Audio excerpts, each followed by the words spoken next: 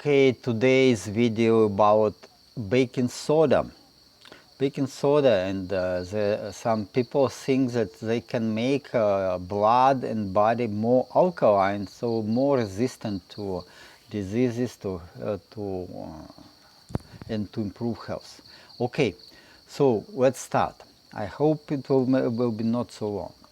Our blood under normal conditions has a pH in the range of 735, 745, so it is a little bit alkaline. Arterial blood is more alkaline. With intense physical activity, the blood becomes acidic due to the production of lactic acid in the muscles and the accumulation of carbon dioxide in the blood. Carbon dioxide, it is when it is dissolved in water or blood, it is it makes acid. So, and blood acidification also occurs with diarrhea in infectious diseases. Some acidification of the blood is also observed with ketogenic diet and alcohol abuse. If the pH of the blood falls below 6.8, death can occur. So you remember for sure probably that pH, it is the measure of acidity or alkalinity. The neutral acidity is about 6.5 and a little bit higher, maybe 7. And then difference between acidity like 6 and 7, it is 10 orders, it is order of magnitude 10 times more hydrogen acids in for pH 6. The lower pH, the more hydrogen ions, the more acidic the solution. Okay, chronic acidification of the blood leads to tooth decay, loss of calcium from bones, and liver damage. In critical cases, doctors give an intravenous injection of sodium bicarbonate, so baking soda solution. So you know the people who drink too much alcohol, they are losing teeth because their blood is too acidic. Alkalinization of blood occurs with hyperventilation when the concentration of carbon dioxide in the blood decreases, and also with an increase in the body temperature, for example during an infectious disease. Aspirin in large doses can also lead to alkalinization of the blood due to the body's excessive reaction to acidification by the aspirin. Aspirin is that this acid, and so it makes our blood first more acidic, but then it goes, our blood regulated so that it gets a little bit alkaline. So at the level of pH above 7.9, the alkalinity, this alkalinity can lead to coma and death. You can find recommendations on internet to drink a solution of baking soda, sodium bicarbonate, in hot water with or without lemon juice to expel toxins from your body. For example, I give this reference, this link in the presentation, so you can download it, the presentation, and go directly to the address. So it is claimed that baking soda removes toxins from liver and blood. Some people write that drinking every day a glass of water with a teaspoon of baking soda would shift the acidic base balance of the body to the alkaline side and improve your health. In former USSR, there were actually popular recommendations to drink a glass of water with a teaspoon of baking soda and 1 to 10 drops of 3% solution of hydrogen peroxide. It is still now, you can find in Russian internet such recommendations. A lot of hype on it. I cannot deny the positive effect of hot milk with a pinch of baking soda in the case of infectious disease of the tonsils, that is angina. Angina angina, but in Russian it is angina. Okay, also brushing your teeth with baking soda powder or rinsing your mouth after eating with the baking soda solution is certainly beneficial. But the pH of the blood does not change if you drink water with baking soda. In alkaline solutions, pathogenic microbes, yeast and fungi quickly die. Therefore, baking soda solution with and without hydrogen peroxide can be used for disinfection, removing stains, and as laundry bleach and sanitizer. Warm bath with sodium bicarbonate or baking soda and so-called seawater, that is a solution of calcium, magnesium and potassium chlorides, is also very useful for health. It is like swimming in seawater is very useful because our body is absorbing magnesium, especially magnesium, potassium from seawater, and it makes us much more healthy. But drinking water with baking soda can have unpleasant consequences. Increased blood pressure, arrhythmia, indigestion, nausea and vomiting, stomach bloating, convulsions. And again, it is unrealistic to make the blood more alkaline or detox your body by baking soda. You can only temporarily reduce the acidity of gastric juice and impair the digestion of proteins, and which this is very dangerous. So when you consume large amounts of baking soda, you oversupply your body with sodium, and imbalance of electrolytes, it has some unpleasant consequences that I have mentioned. Indeed, the acidity of gastric juice can reach pH of 0.86. It is actually when the chloric acid, hydrochloric acid is produced. It has pH of 0.86, but normally in stomach acidity is not so low, not so high, pardon. And on empty stomach the acidity is in range of pH 1.52. So acidic, it is very strong. We have very acidic gastric juice. Proteins quickly break down into amino acids at pH in range of 1.5 to 4. The acidity of the juice of the small intestine has pH 5.9, 7.9. It is so about neutral, and with variations to acidity and alkalinity. And that of the large intestine, the colon, pH is 8.59, so it is strongly alkaline. So when you are not eating, when you are in rest, then the large intestine has alkaline reaction. So remember this, okay? And when you are in rest and nothing is moving, and you have this alkaline reaction, and then the colon is not moving. So okay, let's go.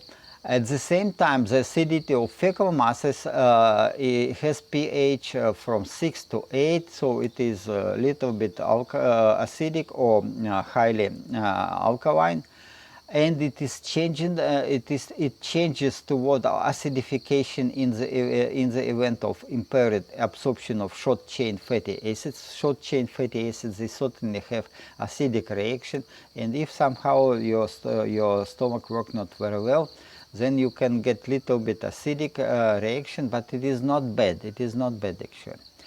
And or to alkaline side, in the case of rotting and decomposition of proteins by harmful bacteria with release of toxins, methane, hydrogen disulfide, and ammonia. So the horror stories about rotting of meat in your guts can be true at some conditions. Okay, so you see that, and also what is the movement of your colon is not going, because it has this alkaline reaction. Alkaline reaction gives impression, I mean, that your muscles are not moving because it is like in rest, and then the fecal mass are not moving along the colon, and then all these toxins are produced.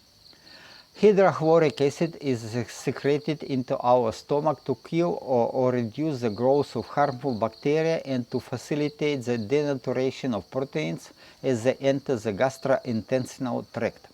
With a low acidity of gastric juice and poor digestion of proteins, feces get an alkaline pH, while the contractions of the colon are suppressed. This is what I say. So if your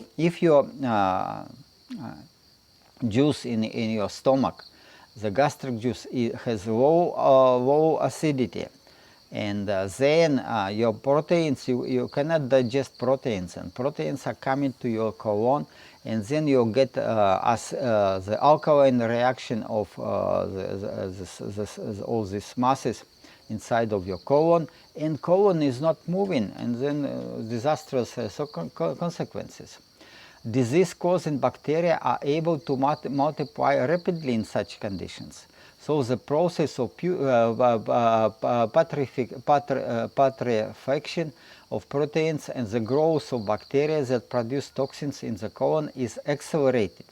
The consequence can be dire: constipation, hemorrhoids, colitis, polyps, inflammation, and tumor growth up to the development of colon cancer. To improve digestion of proteins, we need to acidify the gastric juice with lemon juice, sauerkraut, pickled vegetables, or sour sauce.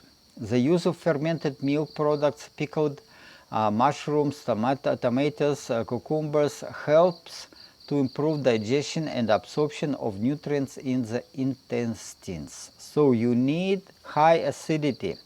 You need high acidity in your stomach to digest proteins. The amount of fecal masses in the case of a strict carnivore diet can drop to 200 and up to 30 grams only per day in the case of fasting.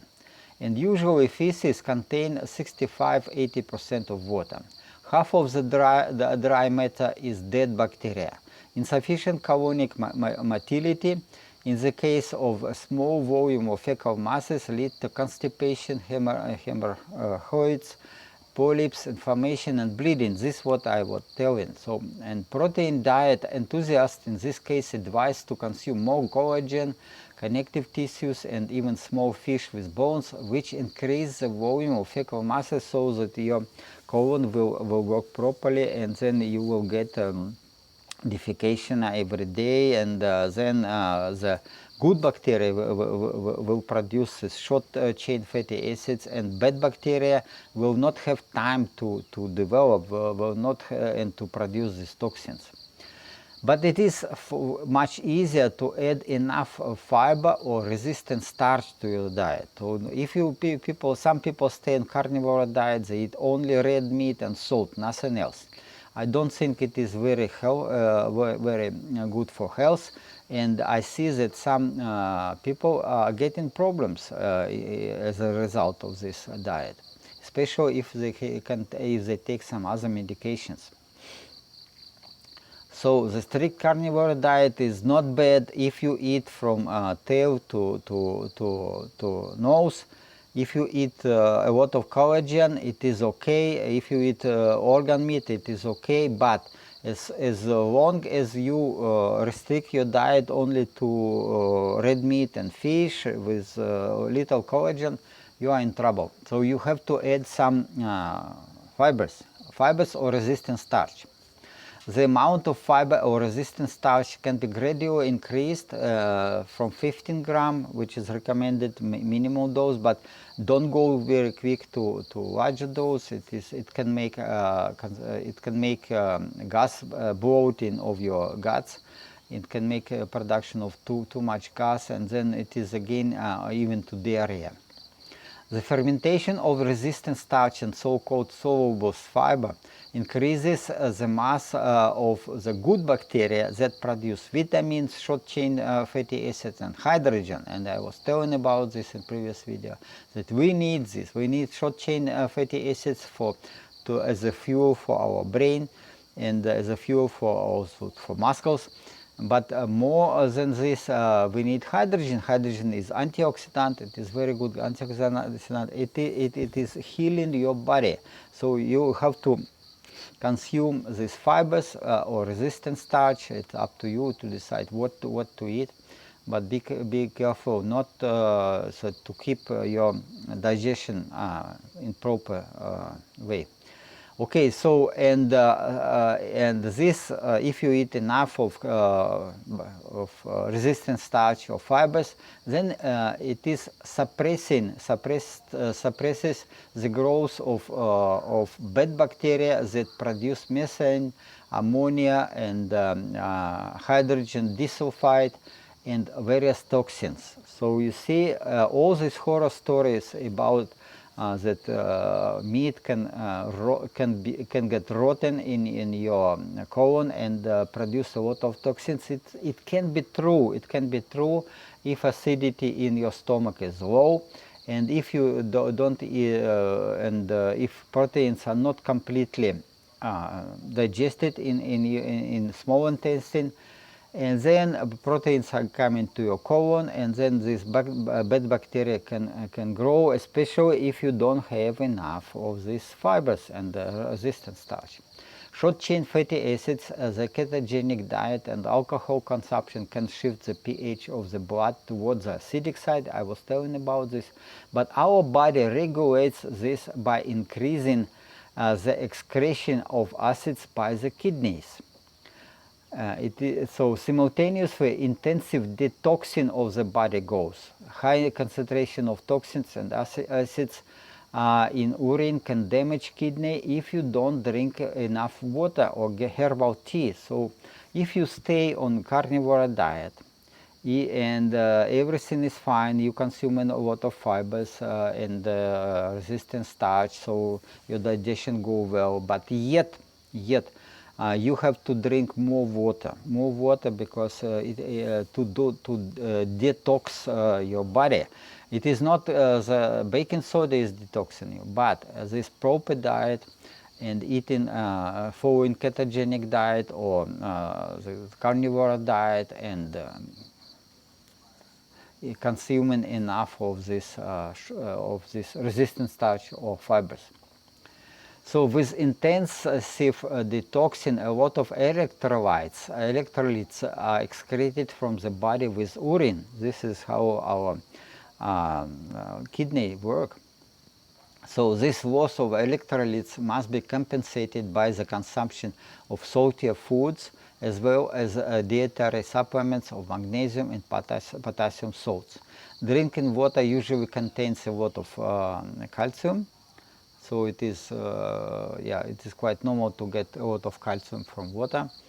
And table salt, this is sodium chloride, is easily available, so it is not a problem. But deficiency of magnesium and potassium often develops in case of ketogenic carnivore diet. Yes, so symptoms of magnesium and potassium deficiency are approximately the same: cramps and muscle pain, loss of endurance. I went through this deficiency myself when I was on ketogenic diet and not using any supplements of magnesium and potassium. But now I use it. I use potassium and use potassium chloride along with table salt. I mix it about 1:1 and use it to salt the meat, and I try to make it more salty. It is actually better, more delicious. Don't be afraid to eat more salt. Because recommendations always that you have to eat less salt. No, you have to eat meat, and you have to eat to consume some fibers and or resistant starch, and in this case you drink more water, and to compensate the loss of electrolytes you eat more salty food and compensate also with supplements, potassium and magnesium. And what I also take magnesium chloride salt before bedtime to relax muscles and sleep better. So it is actually, I use chlorides because they're cheaper. I don't buy at stores. I don't buy some more expensive salts because I think why the chlorides are the best. We have hydrochloric acid in our stomach, so we need this electrolytes, chlorine also, we need chlorine, chloride, we need chlorides, and then it is so easy, and it is actually again cheap and easy. I can buy these chlorides, salts, very cheap, and they are clean, they have in very low price. And remember, I have some video on it, so you need a lot of these electrolytes, a lot. You need potassium even in larger amounts than sodium, and magnesium also you need very much. Without magnesium you will lose bone strength, and you will lose calcium, because magnesium is important to keep calcium, to keep strong bones. It is known that people with negative blood, so negative rhesus factor, or Rh minus, are more resistant to infections and parasites. I myself have an O type blood type, and negative rhesus factor, it is O minus. And for the last 20 years, I have not had any flu infections. Even in contact with very sick people who are sneezing and coughing, and I can get some discomfort, maybe for a few hours, but that's all. That's all. No other symptoms. I always stay healthy. It turns out that the proteins encoding the rhesus factor in the blood affect the transport of carbon dioxide, ammonia, and ammonium ion across the membrane of erythrocytes, red blood cells. As a result, people with negative blood have a higher concentration of ammonia in their blood, that is more alkaline blood. Parasites and microbes cannot stay alive in such conditions. This is why me and my relatives are normally very healthy. I believe that people with positive blood can practice intermittent fasting while drinking a lot of water with electrolytes, and having some physical activity outdoors in time of seasonal flu. Why? Because you have to expel, you have to remove the excess of carbon dioxide, which make your blood acidic. So you have to make your blood a little bit more alkaline, and this is the more oxygen, and breathing good air, fresh air, and physical activity removes the carbon dioxide, make it your blood more alkaline. But the so-called alkaline diet is eating more vegetables, reducing sugar and alcohol intake. It does benefit. It does benefit, but it is not alter the pH of the blood to alkaline. So the body balances pH of the blood under normal conditions. The only way to temporary again, to change acidity of the blood to alkaline, by practicing hyperventilation of the lungs with breath holding, how it is used in pranayama breathing exercise system.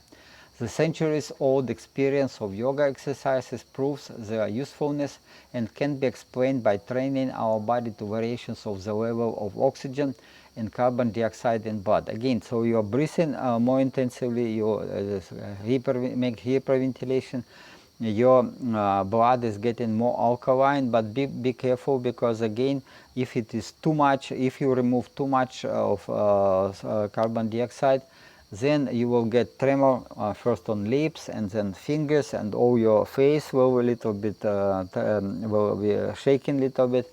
And don't go further, because then you can get apnea,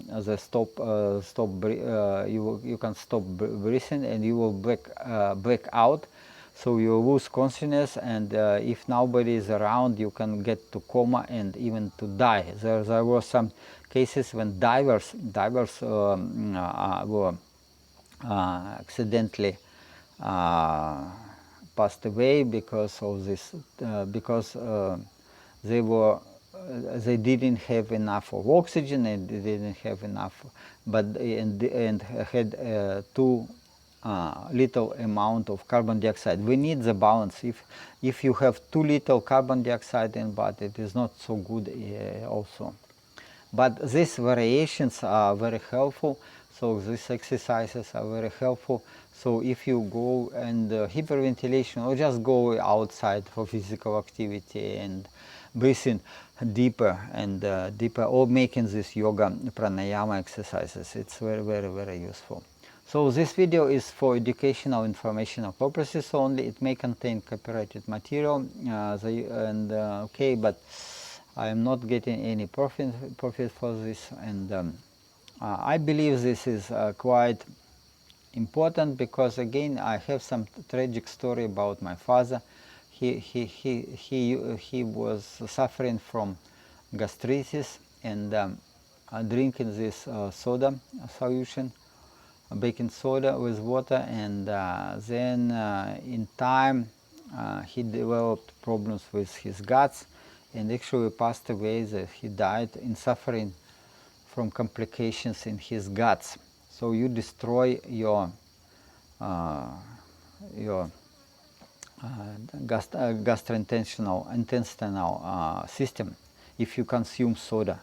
Don't do it. Yeah, you can again use it as disinfectant, but don't drink soda too much. It is electrolytes. Imbalance of electrolytes is very dangerous. So you can eat more table salt, and it is okay. It is very okay. But please, if you eat more salt, then you have to balance it with other electrolytes, magnesium, potassium. You need potassium and sodium about in equal amount, and if people eat a lot of fibers, fibers from vegetables, it may be okay, because in the vegetables we are getting a lot of potassium. But in my case, it is so much easier to just to consume 15 gram and more of resistant starch, which is easy to keep, and it is cheap as dirt. And I told already in previous videos that it is really easy way, because with vegetables you can get too much nitrates, you can get herbicides and pesticides, other toxins which are naturally be in vegetables and in plant food. So I stay away from the plant food and don't consume. Sometimes I eat some fruits seasonally. I have here, for example, these palm trees, and I have mango trees, and the other farm I have also mango trees and other berries, mulberry trees. So I eat sometimes, but again it is seasonally and in limited amount, and only from our farm, because if I buy at market, I don't know what the farmers used to grow the vegetables. Normally they supply nitrogen, supply the ammonia to soil and to grow vegetables, and then it is with nitrates, they're toxic. So I got big problems if I consume a lot of vegetables. I have definitely problems.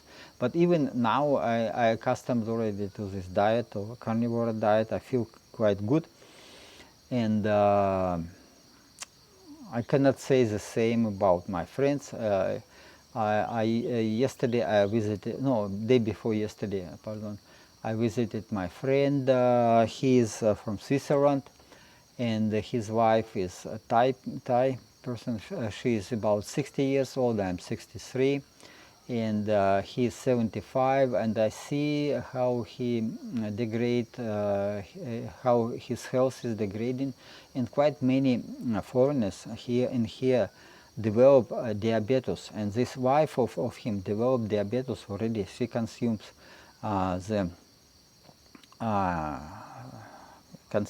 she's taking metformin, but all the foods, they are getting a lot of fruits, a lot of vegetables, a lot of some carbohydrates. And if I try to tell him that stop doing, you better eat protein, you better consume meat and fish. It doesn't work. He didn't want to hear. And I have some sad story about some foreigner. Then he got again diabetes, and then his legs were cut out, and because he got gangrene, which is also quite typical for diabetes. So you decide. Again, in Thailand it is especially dangerous, and when I came to Thailand, the fruits are here very, very cheap, and you eat a lot of sweet fruits, and with sweet fruits you are getting all the problems. And I got psoriasis to my arms, and but it is cured.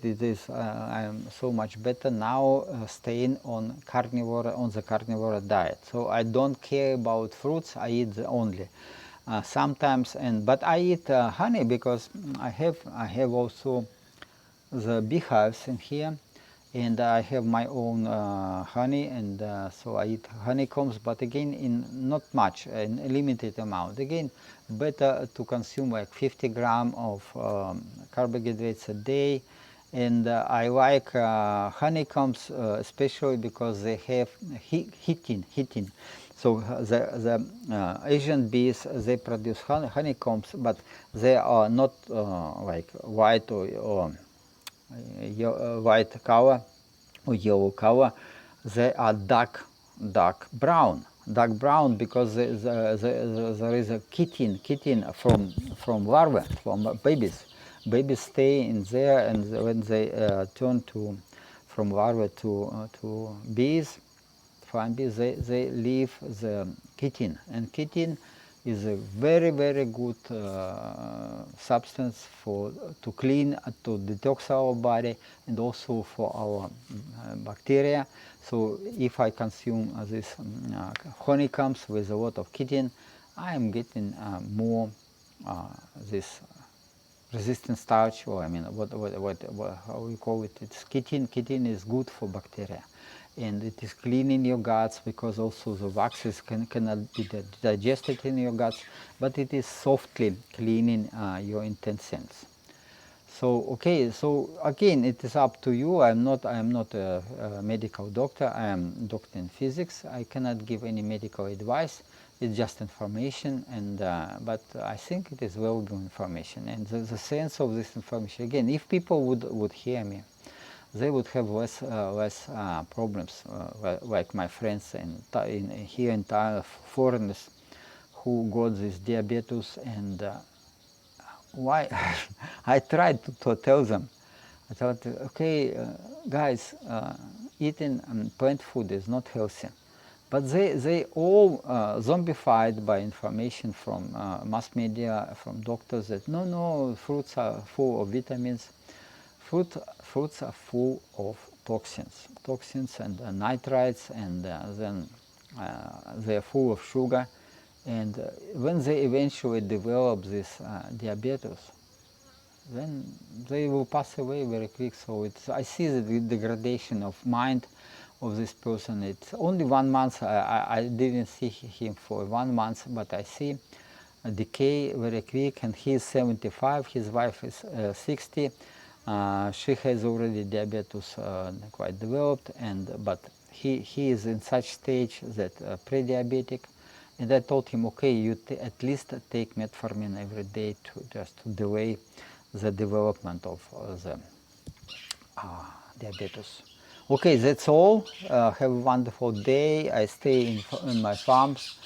It is very nice morning, and I love it so much. And it is December. At night it is about 23. In the morning, in the daytime, it's above 30, so it's quite normal. Very nice weather, but it is good. I mean, it is good. The best season in Thailand. It's a pity that tourists cannot come to this country. It's already locked. The borders are locked, and nobody can get in. Or if they come in, they have this quarantine 2 weeks, and horrible things. Horrible things, people. Economy is decimated, the economy is losing a lot of money, so many people are unemployed, locals, I mean. Yeah, and but I am fine. I am fine again. And what is interesting again, I am saving time and money and improve my health if I stay on the carnivore diet with some addition of the fibers or this chitin or this resistant starch, which helps my guts to work properly. And if I eat meat, I eat it with some soy sauce. I add lemon juice or like this, something a little bit more acidic, and it helps to digest the proteins. Okay, that's all. Have a wonderful day. See you next time.